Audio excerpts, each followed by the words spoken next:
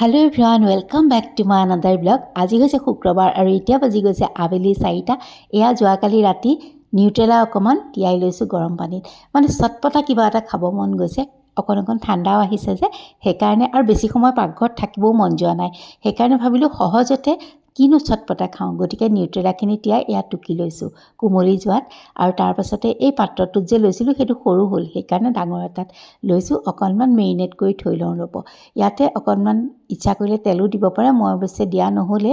নিমখ, হালধি, জিৰা, ধনিয়া আৰু অকণমান মিট মছলা থাকিলেও দিব পাৰে, মোৰ দিয়া নাই। ৰেড চিলি অকণো ইচ্ছা কৰিলে দিব পাৰে।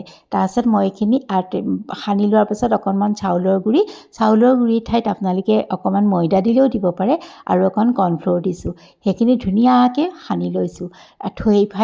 এইফালে লৈছোঁ চয়া চচ, অকণমান হট এণ্ড চিলি যিটো টমেটো চচ সেইটো লৈছোঁ আৰু অকণমান চেজৱান চাটনি লৈছোঁ আৰু মৌ দিছোঁ। মৌটো কিন্তু দিবই দেই, তেতিয়া বহুত বেছি সোৱাদ হয়। অলপ মিঠা মিঠাও ভাৱ এটা আহে যে, জ্বলা মিঠা খুব ভাল লাগে খাবলৈ। আৰু এই চচটো বনাই মই এইফালে থৈ লৈছোঁ। পিছত মই অকণমান হট এণ্ড চিলি চচটো আৰু অকণ দিছিলোঁ দেই, কম হৈছিলে। আৰু তাৰপাছত কেৰাহী এটাত তেল দি পেলাই এইখিনি মই ভাজি লৈছোঁ।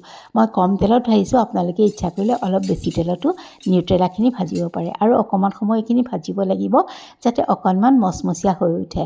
এয়া চাওকচোন, মই এতিয়া নমাই থলোঁ। কম তেলত ভাজিলোঁ এইখিনি, কম জুইত বহুত সময় ভাজিছোঁ মই। আৰু তাৰপাছতে কেৰাহীটোতে আকৌ মই তেল দিছোঁ, বাটাৰ দিছোঁ আৰু নহৰু, খুন্দি থোৱা নহৰুখিনি দি দিছোঁ। আৰু তাৰপাছতে অকণমান সৰু সৰু পিঁয়াজ আছিল, সেইখিনিও দি দিছোঁ। এইখিনি অকণমান গল্ডেন ব্ৰাউন হোৱালৈকে ভাজি আৰু অকণমান ডাঙৰকৈ কটা পিঁয়াজ আৰু কেপচিকাম আছিল, সেইখিনি দি অকণমান নিমখ দি দিছোঁ। চচখিনিত যিহেতু নিমখ আছেই, সেইকাৰণে অকণমান দিছোঁ। তাৰপাছতে বনাই লোৱা চচটো তাতে দি দিছোঁ। একদম পটাপট হৈ যায়। আৰু তাৰপাছত কৰ্ণফ্ল'ৰ অকণমান লৈছোঁ এচামুচ, বস্তু যিহেতু কমাই লৈছোঁ। আৰু তাৰপাছতে অকণ পানীত ঘুটি সেইখিনি দি দিছোঁ। মই অকণমান ড্ৰাইকৈ বনাইছোঁ, আপোনালোকে ইচ্ছা কৰিলে আৰু অকণ পানী দি অকণ গ্ৰেভি টাইপো কৰিব পাৰে। আৰু এয়া চাওকচোন, অকণমান দি দিছোঁ ভিনেগাৰ। আৰু একদম তৎক্ষণাত হৈ যায়, খাবলৈও কিন্তু বহুত টেষ্টি।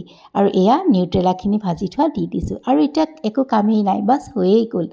একদম কম সময়ত দেখিছেনে কিমান পটককৈ হৈ যায়, খাবলৈও কিন্তু বহুত সুস্বাদু হয়, বহুত ধুনীয়া হয়। আৰু ব'লক এতিয়া এইখিনি কাঢ়ি থৈ লওঁ আৰু অকণমান তাৰপাছত খায়ো দেখাওঁ ব'লক কেনেকুৱানো হৈছে। অকণমান কৈ দিওঁ আপোনালোকক, বহুত টেষ্টি হয় জানেনে, টেষ্টি।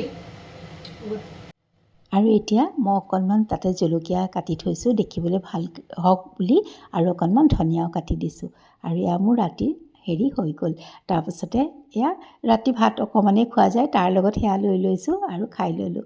আৰু তাৰপাছতে এয়া আজি ৰাতিপুৱালৈ আহক, আজিৰ দিনটো আৰম্ভ কৰোঁ। কিনো কৰিলোঁ অকণমান আপোনালোকৰ লগত সদায় শ্বেয়াৰ কৰোঁ, গতিকে আজিও অকণমান দেখাই দিওঁ।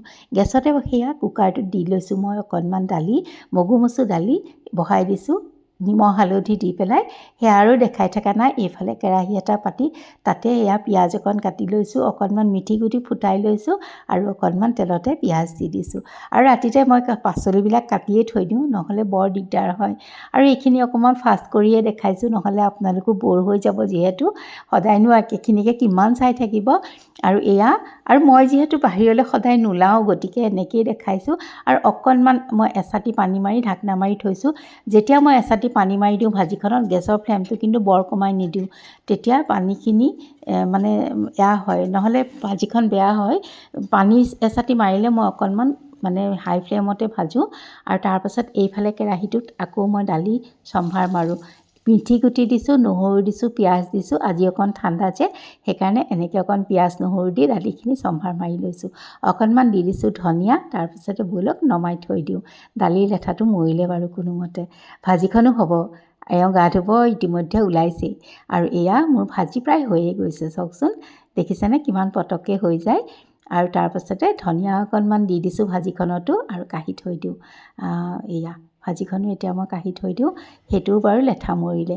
এইবাৰ লৈছোঁ লাই শাক অকণ কাটি, কালিয়ে আনিছিলে দেওৰটোৱে। মই কালি পালেং বনালোঁ, গতিকে লাইকেইডাল ভৰাই থৈ দিছিলোঁ। এতিয়া ভাবিছোঁ লাইকেইডাল ভাজি লওঁ। অকণমান নহৰু, পিঁয়াজ এনেকৈয়ে দিছোঁ, একদম চিম্পুলভাৱে ভাজিছোঁ। আজি বইল বনোৱা নাই, কেইবাদিনো বইল দেখালোঁ আপোনালোকক, আৰু আজি মোৰ ভাজি খাবলৈ মন গৈছে। আলু অকণমানো দি দিছোঁ ভাজিখনত। সেই আলুখিনি মই প্ৰথমতে অকণমান পিঁয়াজৰ লগতে ভাজি ল'লোঁ। তাৰপাছতে এয়া নিমখ হালধি দি ঢাকনা মাৰি থৈ দিম। এনেই ভাল লাগে বাৰীৰ শাককেইডাল খাবলৈ, বহুত টেষ্টি হয়। এওঁৰ পানী এগিলাচো দি থৈ আহিলোঁ আৰু সেইফালে বটলটোতো গৰম পানী ভৰাই লৈছোঁ এওঁক দিবলৈ। আৰু তাৰপাছতে ব'লক এতিয়া সেইটোতো সেয়া গৰম পানী ভৰাইছোঁ, ঠাণ্ডা পানী ভৰাই থৈছিলোঁ। আৰু তাৰপাছতে এওঁ সেয়া গা ধুই ওলালেই আৰু এইবোৰ মানে বটল চটল চব মই ডাইনিঙত থৈয়ে আহিছোঁ, নহ'লে যোৱাৰ সময়ত বৰ লৰালৰি লাগে। তাৰপাছতে আৰু ভাতকেইটাও ৰেডিকৈ লওঁ ব'লক, অকণমান শ্বেয়াৰ কৰোঁ। আমলখিও দিছোঁ আজি অকণমান আৰু বিটো দিছোঁ। এয়া বেঙেনাও ভাজিছিলোঁ, সেয়াও দিছোঁ। জায়ে মাছ দি থৈ গৈছিলে, মোৰ লেঠাটো কমিয়েই গ'ল, গতিকে মাছো দি দিছোঁ। আৰু এইফালে এখন ভাজিও আছিলে, সেয়াও দি দিছোঁ। আৰু লাই শাকখনো হৈছেই, এওঁক দিব পৰা অকণমান দি দিছোঁ। অফিচ যোৱাৰ সময়ত বহুত খাবলৈ ইচ্ছা নকৰে, গতিকে কমায়ে দিছোঁ। আৰু অকণমান দৈ দিছোঁ। বাছ এওঁৰ কাঁহী ৰেডি। ব'লক এতিয়া দি থৈ আহোঁ আৰু এওঁক পঠিয়াই লৈ তাৰপিছত কি ক'ত আছে আকৌ কৰি থাকিম বাৰু। আজি আৰু বৰ বেছি কাম নাই, অকণ সোনকাল কৰিব খুজিছোঁ।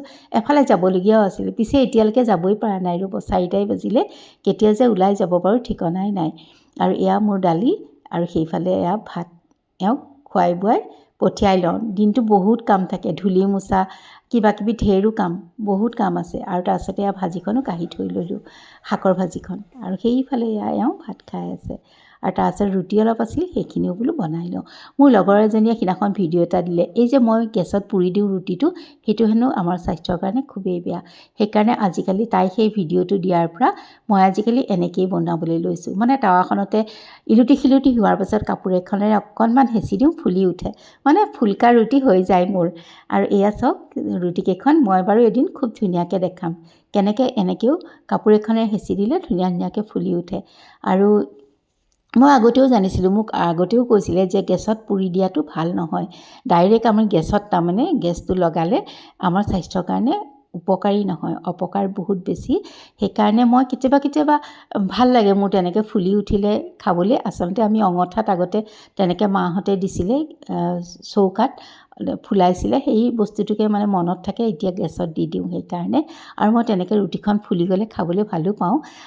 তাই যেতিয়া ভিডিঅ'টো দিলে মই সেইদিনাখনৰ পৰা ভাবিছোঁ নাই, আজিকালি এতিয়া আৰু তেনেকৈ ডাইৰেক্ট গেছত মই পুৰি নিদিওঁ। আৰু তেন্তে আছিলে আহোঁ